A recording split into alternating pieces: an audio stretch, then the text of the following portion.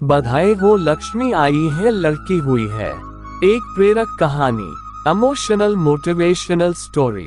2 दिन तो हुए थे माँ को घर आए हुए और सुबह सुबह ही माँ अपना सामान पैक करके वापस जाने की तैयारी कर रही थी।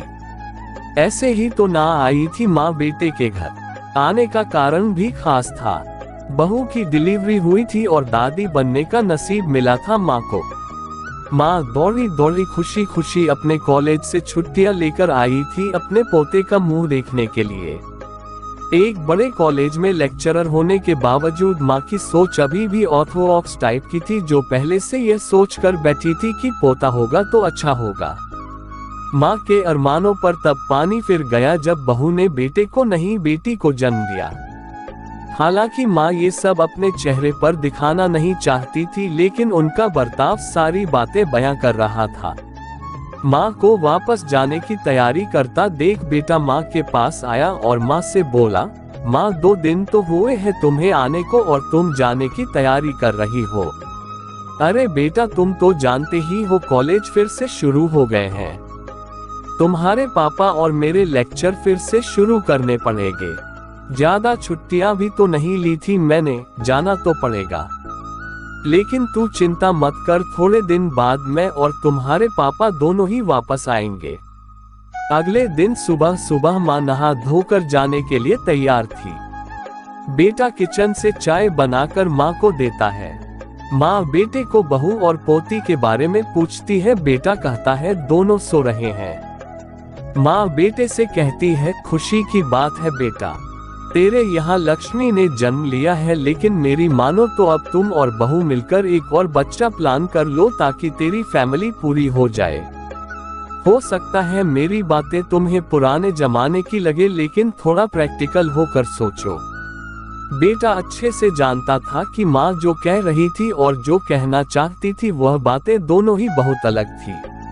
बेटे ने अपने जेब से अपना मोबाइल फोन निकाला और उसमें कई मैसेजेस माँ को दिखाए और बोला, देखो माँ, तुम्हारी बात तुमसे पहले ये दर्जनों लोग मुझे मैसेज में कह चुके हैं।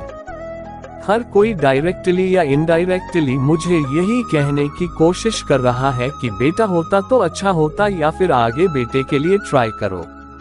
माँ तुम चाहे मुझे जो भी समझाने की कोशिश करो, लेकिन मैं यही कहूँगा कि तुम और पापा दोनों ही अभी भी पुराने सोच को पकड़े हुए हो। और ऐसा मुझे इसलिए कहना पड़ रहा है क्योंकि अगर मेरा बेटा हुआ होता तो आप इतनी जल्दी जाने की तैयारी ना कर रही होती और उसे अपने हाथों में लेकर यहाँ से वहाँ खिला रही होती और पापा भी यहाँ पर होते।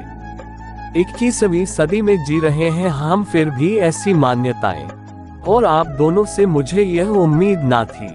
आप हजारों बच्चों को लेक्चर देते हो और खुद इस तरह के विचार रखते हो।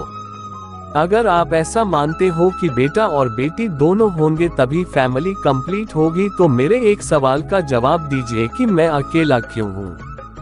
मुझे कोई बहन क्यों नहीं है?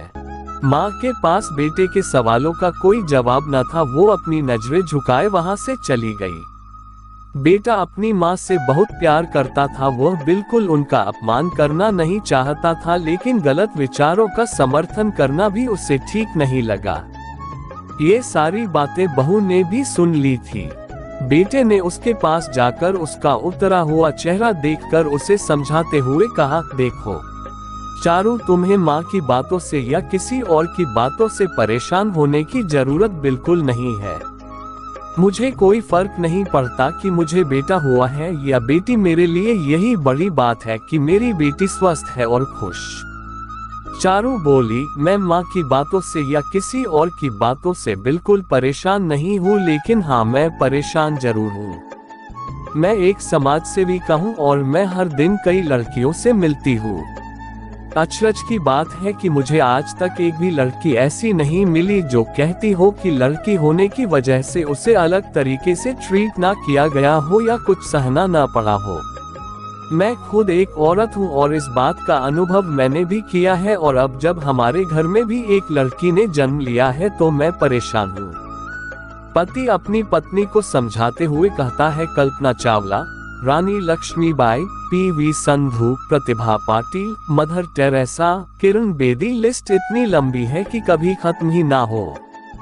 क्या इन सब ने ये सब फेस नहीं किया होगा? जरूर किया होगा, लेकिन उन्होंने दुनिया को जो साबित करके दिखाया है और जिस मुकाम पर वे पहुंची है वही हर लड़की को हौसला देने के लिए काफी है। और इन सब में जो सबसे पहला नाम आएगा जो हमारी बेटी को हौसला देगा वह होगा चारू शर्मा का, यानी कि तुम्हारा।